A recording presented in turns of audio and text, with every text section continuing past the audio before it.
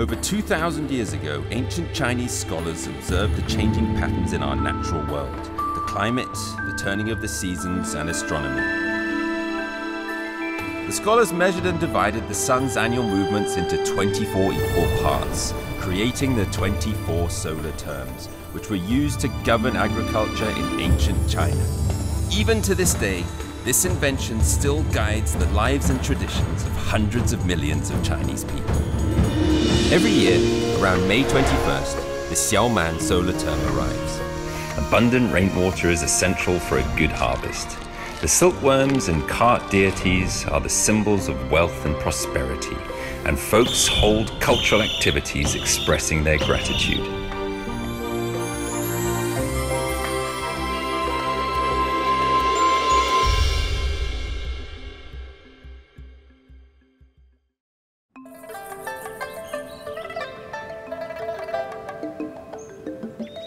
Lesser fullness, or Xiaoman in Chinese, is the second solar term in summer. While it's getting steadily hotter and wetter, the wheat grains become fuller by the day. But they're nowhere near ripe enough for harvesting yet. The ancient Chinese gave this season its characteristic by calling it Xiaoman, or lesser fullness.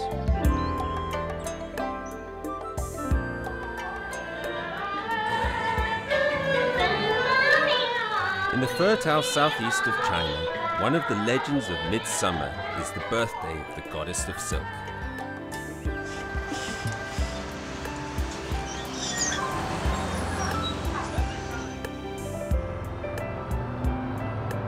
Well, I'm now in Wujiang, and I'm heading out to a little town on its outskirts.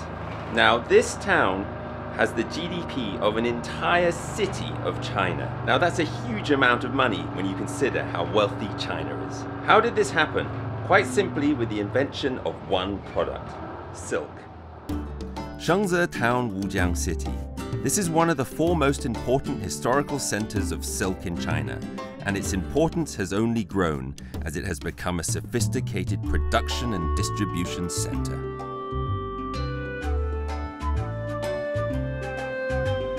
I hear that over 10 billion meters of silk comes from this place every single year.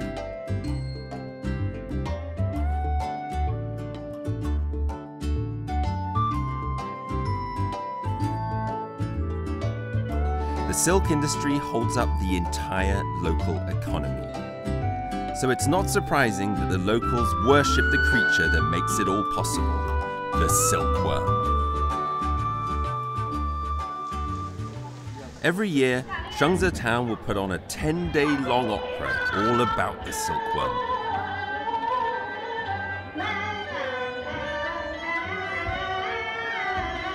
In Shengze, Shen Yingbao is a household name.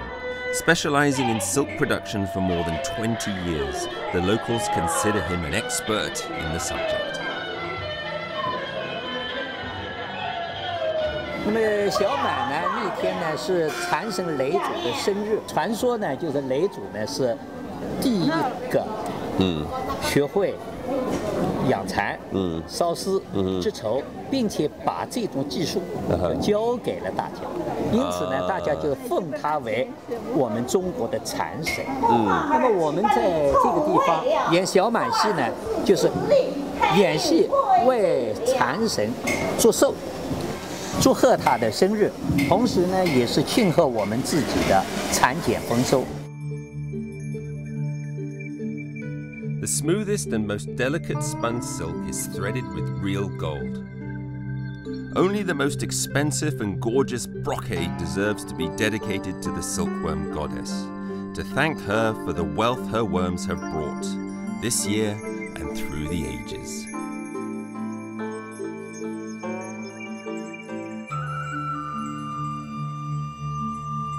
Shengze's history has been strung together by silk. As early as 5,000 years ago, people planted mulberry trees to feed their silkworms. 蚕宝宝快要上山去剪枝了，这2天呢，正是它吃桑叶吃的最多的时候。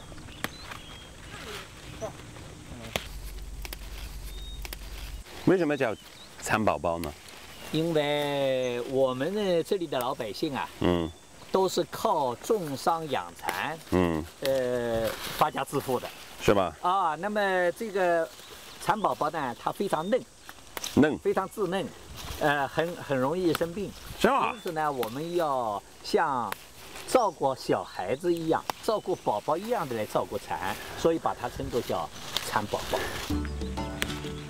这片桑园很大，没错，巨大。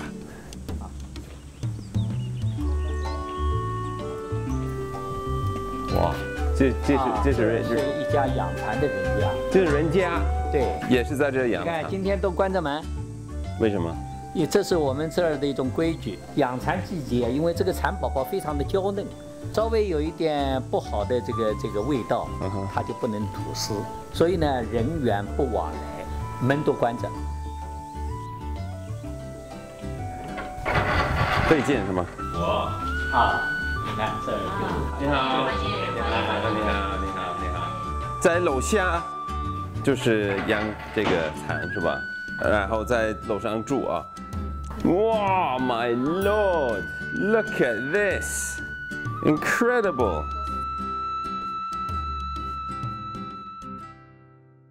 这么一个屋，你这个屋子里你大概有多少个蚕，知道吗？大概这里有3万多。3万多，3万多，3万多个。还能就一直在听到他们吃，是商业的声音，能听到。稍微是吃的很响的，沙的。对。像雨一样，像雨声。那我可以抱一个吗？我的手应该干净的啊。哇 ，look at that！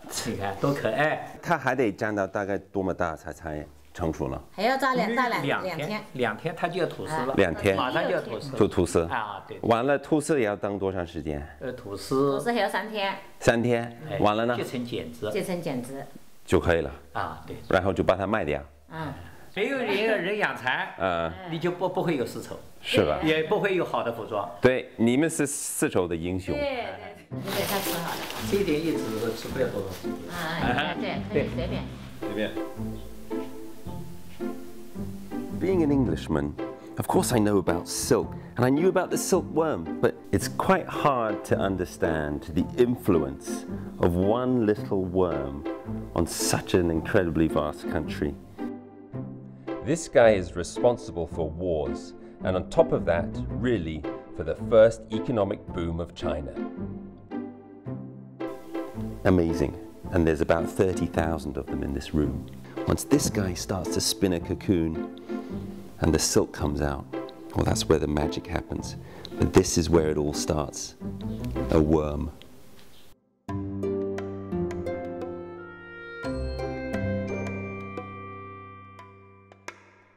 China's first farming culture involved men ploughing the fields and bringing in the food, and women raising silkworms to produce silk thread for weaving. Silk was one of the earliest animal fibers used in China.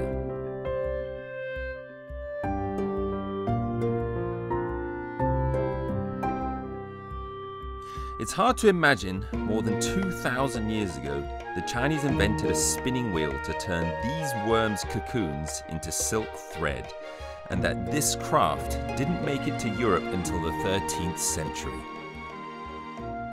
这个是蚕农的最后的产品。蚕茧。然后蚕茧呢，改下来之后啊，先要用热水来泡，泡软了之后呢，要把这一层乱丝啊，慢慢的要给它理出来。就是会等到有这么一条线。剩下一条线了。这条线要好细。好细呀，对，好细。你看，每一根丝其实它下边。有好几个茧子，并成一根丝，这里边绕在这个地方，然后呢，这根丝拉过来，顶在这里，然后呢，再用脚来踏，让它转起来，要快，那么就，对，就把这个丝啊，慢慢的全部，明白了。这个就是烧丝，这个很了不起。对。这么一个东西，它能大概有多么长的丝绸呢？这么一个茧子，有1000到1500米长，能超过1公里。是。你像这个虫子要多么辛苦。是哎。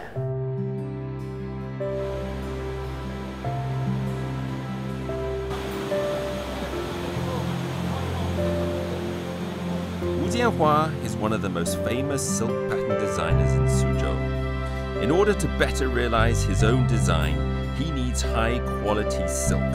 The highest quality cocoons spun every year will be selected, delivered here to be woven into extremely expensive Song Dynasty-style brocade.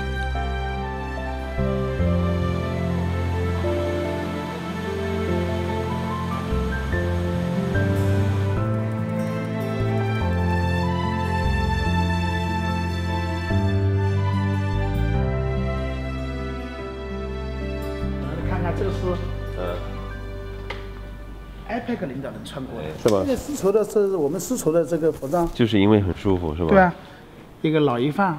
这个好光啊！对啊，漂亮吧？这就是松紧，这就是松紧，这叫松紧，对啊。怎么能看出来是松紧呢？它的松紧在不同的光线下都会有，你看都会变色，不同的角度都会有不同的颜色。那如果是这个手工的，这么一件衣服得好几个月呢？不是好几个月啊。你这个如果就是算人的，要做下来的话，那肯定要1年时间。1年时间。What Mr. Wu has created here is something quite incredible. And when you put it on, you really feel the difference. It's incredible silk. And all this pattern you see on here, this is not something that's added on at the end. It's actually all woven in to the original piece of cloth. So this is painstakingly made. Silk is one of the most expensive textile materials out there. The most costly is jin, or brocade. This is a brocade machine invented more than 1,000 years ago in the Song dynasty. It needs 2 people to operate. Only 5 or 6 centimeters of Song-style brocade can be woven in one whole day. The workers at one end are responsible for arranging the vertical pattern. Those at the other end need to pick from a variety of threads and shuffle them according to the horizontal pattern.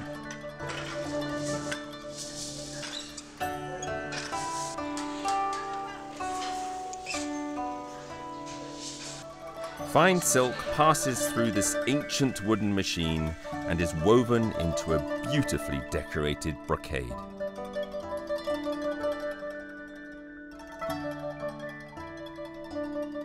When you sit at this machine and you start to understand the complexities of making a piece of cloth with intricate patterns and flowers and birds on, this is an incredibly complex procedure. And a machine like this, it just goes on, and there's another person up there, and when you sit at it, you feel that you're at the helm of an incredibly complex old wooden machine with all these little bits that go up and down, and at my feet, there's like 5 or 6 pedals. To be honest, I don't think I could ever learn to do something as complex as this because I'm not a detailed person. But sitting here, you get to understand, one of these incredible things that China invented, something that completely changed the country.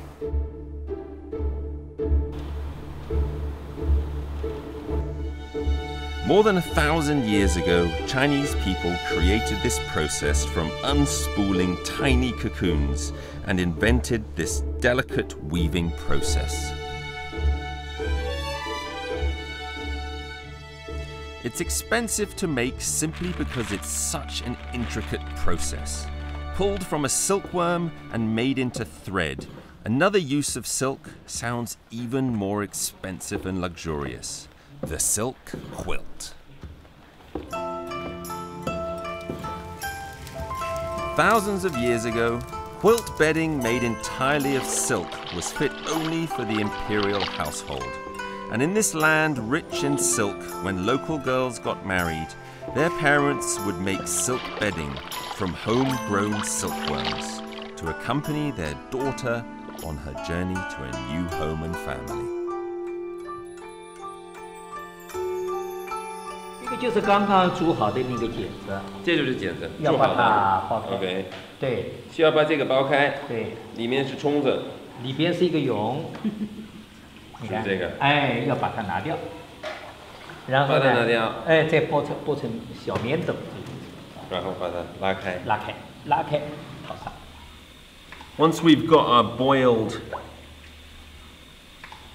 cocoon, we start to see what happens here. Inside this beautiful cocoon, now it's gone all soft.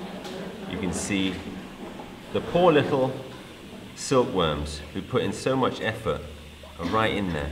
And there's 2 in there. Look at that. Amazing. And then once you get in there, you got to start cleaning out all of the stuff that's in here. Then you got to start stretching this silk. This is really the very pure form of silk, isn't it? This is basically the cocoon that's been stretched out. And I keep stretching it out until it's long enough. Now I think I've really botched this up, but here we go. Oh, it's not so bad, look at that. So all that effort for one cocoon stretched over here. Now to make one big duvet, well, you're probably talking about more than 1,000 of these. It's a lot of effort, and you can imagine just how hard these ladies have to work. This is silk right here. Beautiful.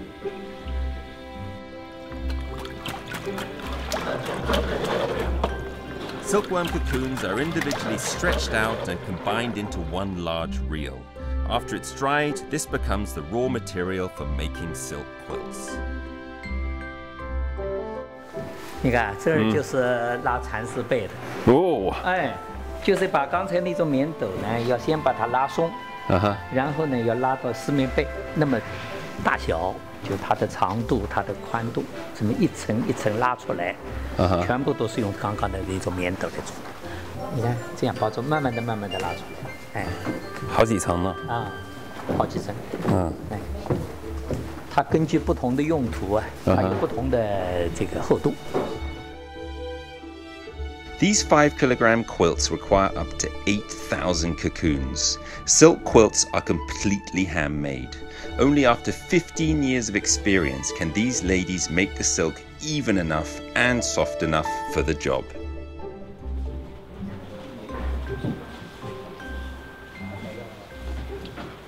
就是像一个晕一样，一个小白晕。对，在这肯定睡得特香。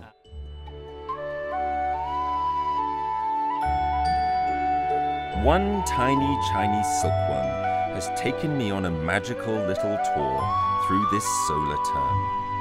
A dress, a quilt, they might look pretty standard stuff, but when you look closely and listen to their past, they can be traced back to a time thousands of years ago when a curious and fairly romantic person found a small cocoon and became impassioned by producing something beautiful. Maybe it is this that the people of Shengze have carried through the millennia.